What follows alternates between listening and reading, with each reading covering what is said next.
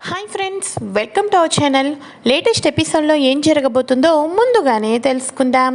Friends, daily serial notification కోసం ఛానల్ని subscribe చేసుకోండి ఫ్రెండ్స్. అండ్ పక్కనే ఉన్న బెల్ ఐకాన్ని క్లిక్ చేసి ఆల్ ఆప్షన్ని సెలెక్ట్ చేసేయండి. ఇక ముకుంద అయితే మీరాలాగా ఇంట్లో అడుగుపెట్టినప్పటి నుంచి ఎన్నో ప్లాన్లు చేసుకుంటూ చివరాఖరకు కృష్ణకు అమ్మతనాన్ని దూరం చేయాలి అనుకుంటుంది. మరోపక్క కృష్ణ వాళ్ళు సరోగసి ద్వారా అయినా సరే పిల్లల్ని కందాం అని అనుకున్నప్పుడు ముకుంద అందులోనూ కూడా తన చేతి వాటాన్నైతే ప్రదర్శించబోతుంది. కానీ చివరాఖరకు ముకుందకు దిమ్మ తిరిగే షాక్ ఇవ్వబోతున్నాడు మన ఆదర్శ్. అయితే ముకుంద జీవితంలో మర్చిపోలేని తన జీవితం మీదే దెబ్బ కొట్టబోతున్నాడు ఆదర్శ్. అయితే మరి ఇంతకీ ఆదర్శ్ ఏం చేయబోతున్నాడు? అసలు ఆదర్శ్కి నిజం తెలిసిందా? తెలిస్తే ఎవరి ద్వారా తెలిసింది? ఏం జరగబోతుంది అన్నది తెలుసుకోవటం కోసం ఫ్రెండ్స్ ఈ వీడియోని ఎక్కడా స్కిప్ చేయకుండా చివరి దాకా చూసేయండి. ఇక కృష్ణకు పిల్లలు పుట్టరని తెలిసిపోతుంది కదా. కృష్ణ మురారిని పట్టుకొని కన్నీళ్లు పెట్టుకుంటూ ఉంటుంది. అయితే అదే హాస్పిటల్లో వచ్చిన మురారి ముకుందను చూసి అదేంటి మీరెక్కడున్నారు అని అనగానే, యాక్చువల్గా మీకు వచ్చిన ఫోన్ కాల్ని నేనే ఫస్ట్ లిఫ్ట్ చేశాను. పరిమళ డాక్టర్ అనేసరికి ఎక్కడి నుంచి వస్తుందా, ఎవరికి ఏమైనా హాస్పిటల్లో ఎమర్జెన్సీ ఏమోనని మీకు చెప్పకోకుండా ఫోన్ని లిఫ్ట్ చేశాను. ఇప్పుడు డాక్టర్ చెప్పిందంతా విన్నాను అని అనగానే, సరే అయితే ఈ విషయం ఎవరితోనూ చెప్పనని నాకు మాట ఇవ్వండి అని అనగానే ముకుంద్ అయితే మాట ఇచ్చేస్తుంది. సరే అయితే మీరు వెళ్ళండి, నేను కృష్ణకు నచ్చ చెప్పి తీసుకుని వస్తాను అని చెప్పేసి మురారి అయితే ముకుందను పంపించేస్తాడు. కానీ ముకుంద అంత త్వరగా వదిలే జిడ్డు కాదు కదా. అక్కడక్కడే నక్కలాగా తొంగి తొంగి చూస్తూ వింటూ ఉంటుంది. ఈ లోపల కృష్ణ అయితే, ఏసీపీ సార్, నేను ఇప్పుడు ఎంతో బాధపడ్డాను. ఈ విషయం మీకు 2 రోజుల క్రిందటే తెలిసిపోయింది కదా. అప్పుడు మీరు ఇంకా బాధపడి ఉంటారే అని చెప్పేసి మీరు ఒక్కరే ఎంత బాధ అనుభవించారో నేను అర్థం చేసుకోగలను ఏసీపీ సార్, నేను అర్థం చేసుకోగలను. నాకు ఎవ్వరూ వద్దు ఏసీపీ సార్, మీరు ఒక్కరుంటే చాలు. నాకు ఇప్పుడు ప్రశాంతత కావాలి ఏసీపీ సార్. మన ఇద్దరం పీస్ఫుల్గా ఉన్న ప్లేస్కి వెళ్దాం, ఆనందంగా మాట్లాడుకుందాం. ఈ హాస్పిటల్ అట్మాస్ఫియర్, నేను ఇచ్చిన మాటలు అన్నీ గుర్తుకు వస్తుంటుంటుంటే నాకు చాలా టెన్షన్గా ఉంది ఏసీపీ సార్. నన్ను ఇక్కడి నుంచి దూరంగా తీసుకొని వెళ్ళిపోండి ప్లీజ్ ఏసీపీ సార్ అని కృష్ణ ఏడవటంతో డాక్టర్స్ వచ్చి ఇంజెక్షన్ కూడా వేశాం కాబట్టి ఇక ఏం పర్వాలేదు, ఈ జ్యూస్ తాగి తీసుకొని వెళ్ళండి అని చెప్పి అనగానే, సరే అయితే అని మురారి కృష్ణని తీసుకొని జ్యూస్ తాగిపిచ్చేసి ఇక అక్కడి నుంచి దూరంగా అయితే పూర్తిగా గ్రీనరీ ఉన్న ఒక గార్డెన్ దగ్గరికి అయితే వెళ్ళిపోతారు. ఇక వెళ్ళిపోయిన తర్వాత, ఇప్పుడు కొంచెం నాకు ప్రశాంతంగా ఉంది ఏసీపీ సార్ అని చెప్పేసి కృష్ణ అయితే అంటూ ఉంటుంది. వీళ్ళని ఫాలో అవుతూ ముకుంద నక్కి నెక్కి వాళ్ళిద్దరూ ఎక్కడైతే కూర్చొని మాట్లాడుకుంటున్నారో వాళ్ళకు కనబడకుండా వాళ్ళ వెనకాతలే ఉండి ముకుంద మాటలన్నీ వింటూ ఉంటుంది. ఏసీపీ సార్, ఇప్పుడు ఇంటికి వచ్చిన తర్వాత పెద్దత్తయ్య ముఖం చూసి నా కళ్ళల్లో కన్నీళ్లు వచ్చేస్తాయి. ఎందుకు బాధపడుతున్నావని నిలదీస్తే నేను నిజం చెప్పేస్తానేమోనని నాకు చాలా భయంగా ఉంది ఏసీపీ సార్ అని చెప్పేసి అనగానే, బాధపడద్దు కృష్ణ, ప్రతి సమస్యకు పరిష్కారం ఉంటుంది. నువ్వు పదే పదే పెద్దత్తయ్యకి ఇచ్చిన మాట తప్పావని ఎందుకు అనుకుంటున్నావు అని అనగానే, అవును ఏసీపీ సార్, నేను మాట ఇస్తే తప్పను. ఆ విషయం నాకు కూడా తెలుసు. నేను మాట మీద నిలబడతాను. కాబట్టి మనకు పిల్లలు పుట్టాలి అంటే చివరి ఉపాయం ఒకే ఒకటి ఉంది ఏసీపీ సార్ అని అనగానే, ఏంటి కృష్ణ అది అని చెప్పి అనగానే, సరోగసి ఏసీపీ సార్. ఎందుకంటే మన రక్తం, మన ఇద్దరి లక్షణాలతోటి, మన ఇద్దరి పోలికలతోటి, మన ఇద్దరి రక్తంతో ఒక బిడ్డ పుట్టాలి అంటే అది ఒక సరోగసి ద్వారానే ఏర్పడుతుంది. కాబట్టి ఒక మంచి అమ్మాయిని చూద్దాం. మంచి అమ్మాయిని చూసి ఆ అమ్మాయిని ఒప్పించి మాట్లాడి మనం సరోగసి ద్వారా బిడ్డల్ని కందాం ఏసీపీ సార్ అని చెప్పేసి అనగానే, సూపర్ కృష్ణ, సూపర్. ఎక్కడ నువ్వు కృంగిపోతావో కుమిలిపోతావేమోనని ఎంత బాధపడ్డానో అని అనగానే, అయ్యో ఏసీపీ సార్, మనకు ఒక గర్భసంచి లేదు, కానీ బిడ్డ పూర్తిగా మన లక్షణాలతోటి మన రక్తమే కదా, మన ఇద్దరవే కదా వేరే అమ్మాయి బాడీలోకి ఇంజెక్షన్ రూపంలో ప్రవేశపెట్టేది అని అనగానే, thank you so much Krishna. ఎందుకంటే ఎడారిలో వాన పడినట్టు ఇక మొక్కకు చిగుర్లు వచ్చినట్టుగా ఎంత ఆనందంగా ఉందో తెలుసా. నా గుండెల్లో కొత్త ఆశలు మళ్ళీ మొదలుపెట్టావు. అంటే మన ఇంట్లో మళ్ళీ ఒక పాపాయి చిరునవ్వులు, పాపాయి ఏడుపులు, కేకలు అన్నీ వినిపిస్తూ ఉంటాయన్నమాట అని అనగానే, అవునే సిపి సార్, సార్ అవును అని చెప్పేసి కృష్ణ మురారిలు ఇద్దరు మాట్లాడుకుంటూ ఉంటారు. అయితే వెనక నుంచి ముకుంద వినేసేసి ఎస్ ఎస్ నాకు కావాల్సింది కూడా ఇదే కృష్ణ, నువ్వు సరోగసి ద్వారా వెళ్తేనే నేను అనుకున్నది సాధించవచ్చు, మురారిని ఇక నా నుంచి ఎవ్వరూ దూరం చేయలేరు, ఆ దేవుడే దిగొచ్చినా కూడా మురారిని నా సొంతం కాకుండా ఎవ్వరూ ఆపలేరు, నువ్వు సరోగసి ద్వారా వెళ్తావు కానీ బిడ్డకు తండ్రి మురారినే అవుతాడు, కానీ బిడ్డకు తల్లి నువ్వెలా అవుతావు అనుకుంటున్నావు కృష్ణ, నిన్ను అవనిస్తానా, అసలు నువ్వు అమ్మాయితో మాట్లాడతావో వాళ్ళ దగ్గరికి వెళ్ళేదే నేను, నీ దగ్గర నుంచి ఇంజెక్షన్ కాచేసి నేను ఇచ్చిన ఇంజెక్షన్ని వేయమని చెప్పి బిడ్డకు తల్లిని అయ్యేదే నేను, డిఎన్ఏ టెస్ట్ చేపించిన నేనే అవుతాను, బిడ్డల్ని కనలేక సరోగసి ద్వారా కూడా నీకు బిడ్డ పుట్టలేక నువ్వు కుంగి కృషించిపోయి ఇంటి నుంచి నీ అంతట నువ్వే దూరమైపోయి ఇక ఏమీ చేయలేక మురారిని నా సొంతం చేస్తావు కృష్ణ, నా సొంతం చేస్తావు అని చెప్పేసేసి ముకుంద ఎంతగానో సంతోషపడిపోతుంది. ఇక వెంటనే మురారి అయితే ఇప్పుడు ఏం చెప్దాం కృష్ణ, ఇంట్లో వాళ్ళకు చెప్దామా అని అనగానే వద్దు ఏసీపీ సార్ వద్దు, మనం ఇంట్లో వాళ్ళకు ఏమీ చెప్పొద్దు, 9 నెలల తర్వాత ఏదో ఒక బిడ్డ పుడుతుంది కదా, అప్పుడు మనం బిడ్డని తీసుకొని వచ్చి ఇతే పాపాయే వారసురాలు అత్తయ్య అని చెప్పేస్తే ఆశ్చర్యపోతారు. అప్పుడు జరిగిందంతా చెప్పామనుకోండి, అప్పుడు చేతిలో పాపాయిని చూసిన తర్వాత వాళ్ళు అంతగా బాధపడరు, అదే ఇప్పుడే చెప్పేస్తే ఇప్పుడు మనలానే అందరూ బాధపడాల్సి వస్తుంది, అదే ఒక బోసి నవ్వులతో పాపాయిని చూసిన తర్వాత చెప్తే వాళ్లకు ఆ బాధ కూడా తొలగిపోతుంది అని అనగానే అవును కృష్ణ నువ్వు చెప్పిందే కరెక్ట్, కానీ ఈ లోపల నువ్వు ఆలోచిస్తూ పెద్దమ్మ దగ్గర కానీ ఇంట్లో వాళ్ళ దగ్గర కానీ నువ్వు ఏమీ ఆలోచించకూడదు, అర్థమవుతుందా అని చెప్పేసి అనగానే ఓకే ఏసీపీ సార్ అని చెప్పేసేసి కృష్ణ మురారీలు ఒకరికి ఒకరు తలవాల్చుకుంటూ ఒకరి భుజం మీద ఒకరు నిద్రపోతూ ఉంటారు. ఈ రకంగానైనా సరే కలిసిమెలిసి ఉండేది కొంతకాలమే కృష్ణ, అసలు ఇంట్లో ఉన్న వాళ్ళందరూ అసహ్యించుకుంటారు, నువ్వు నాకు మాటలతో బాధ పెట్టావు కదా, నీ మాటలు భరించలేకే కదా నేను కన్నీళ్లు పెట్టుకుంటూ ఇంటి నుంచి వెళ్ళిపోయాను, అలాగా నువ్వు కూడా ఇంటి నుంచి వెళ్ళిపోతావు, కానీ నేను చచ్చినట్టు నటించాను, కానీ నువ్వు మాత్రం అవమానాలు భరించలేక మాటలతో నువ్వు నొప్పులు భరించలేక ఏకంగా చావునే డెసిషన్ తీసుకుంటావు కృష్ణ, తప్పకుండా నా కళ్ళ ముందు అదంతా జరుగుతుంది, మీరాలాగా అదంతా చూస్తూ ఆనందిస్తాను అని చెప్పేసి మన కృష్ణకి అయితే చూసుకుంటూ ముకుంద్ అయితే అనుకుంటుంది. అయితే ఇక వీళ్ళు ఏసీపీ సార్ ఇంకేంటి చెప్పండి అని చెప్పేసేసి ఇద్దరు మాట్లాడుకుంటూ ఉంటారు.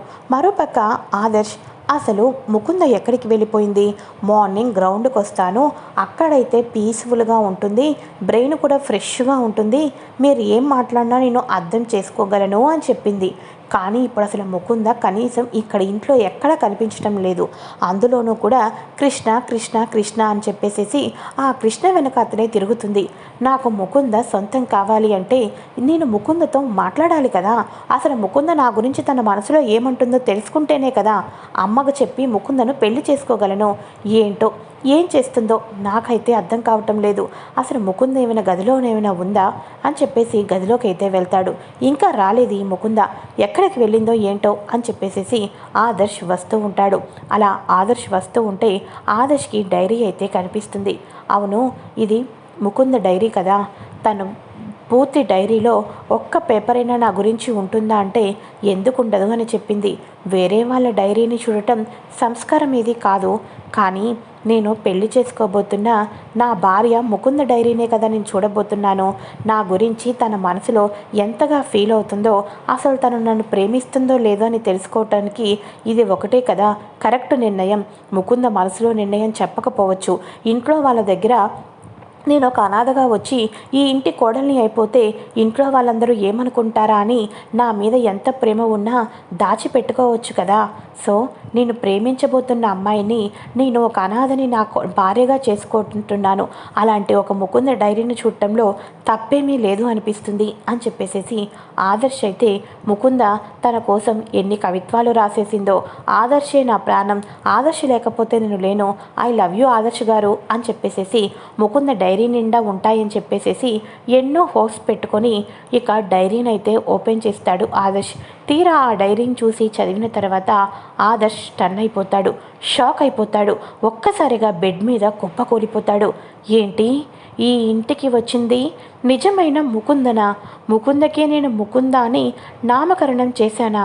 అంటే ఈ ఇంటికి వచ్చిన తర్వాత ముకుంద చెప్పిన మాట ప్రతి మాట పచ్చి అబద్ధాలన్నమాట. అంటే నాకు కృష్ణ మీద వ్యతిరేకత రావాలి, కృష్ణను నేను అసహ్యించుకోవటం కోసం ఈ రకంగా చేసిందా? ముకుంద, నిన్ను వదిలిపెట్టను. నువ్వు ఇంతకాలం నేను ఇంట్లో వాళ్ళను మిస్అండర్స్టాండింగ్ చేసుకునేటట్టు చేసావు. చివరాఖరకు చచ్చినట్టు నటించి ఇప్పటికి కూడా నువ్వు మురారిని దగ్గర చేసుకోవాలనుకుంటున్నావా? చేసుకోను. నువ్వు ఎలాగో మీరావిలానే ఉంటావు కాబట్టి నిన్ను మీరాలాగే నన్ను సొంతం చేసుకుంటాను. నిన్ను తప్పకుండా పెళ్లి చేసుకొని ఇక నిన్ను ముకుందలా ఉన్నప్పుడు నేను ఏమీ చేయలేకపోయాను, కానీ ఇప్పుడు మాత్రం నేను ఎలాగో ముకుంద బ్రతికే ఉందని సంతోషపడాలో, ముకుంద ఇటువంటిదని బాధపడాలో నాకు అర్థం కావటం లేదు. చివరాఖరకు కృష్ణకు కడుపులో నొప్పి వచ్చిన దానికి గల కారణం నువ్వే అని కూడా నాకు అర్థమైపోయింది. ఇంతకాలం కృష్ణని నేను ఎంతగానో అసహించుకున్నాను, కానీ కృష్ణ ఎంత మంచిదో నాకు ఇప్పుడు అర్థమైంది. ఇంతకాలం నువ్వు కృష్ణ మీద నాకు వ్యతిరేకత రావటానికి ఒకటి కాదు 100 మాటలు చెప్పావు. ప్రతిదీ కూడా నా ఫ్రెండ్ ముకుంద చెప్పింది, నా ఫ్రెండ్ ముకుంద ఫీల్ అయింది అని చెప్పేసేసి నువ్వు చాలా బాగా నటించావు ముకుంద. పాపం కృష్ణని తల్లిని కాకుండా చేసావు. కృష్ణ మురారి వాళ్ళు ఎంత బాధపడుతున్నారో. పాపం కృష్ణ ఇంట్లో ఉన్న వాళ్ళందరికీ కూడా మాట ఇచ్చింది, ఈ ఇంటికి ఒక పసి పాపాయిని ఇస్తాను అని చెప్పేసేసి. ఏ ఆడది చేయని పెద్ద అరాచకం చేసావు కదా ముకుంద. నిన్ను ఇలా అలా వదిలిపెట్టను. నువ్వు వేసే ప్రతి అడుగు గమనిస్తూనే ఉంటాను.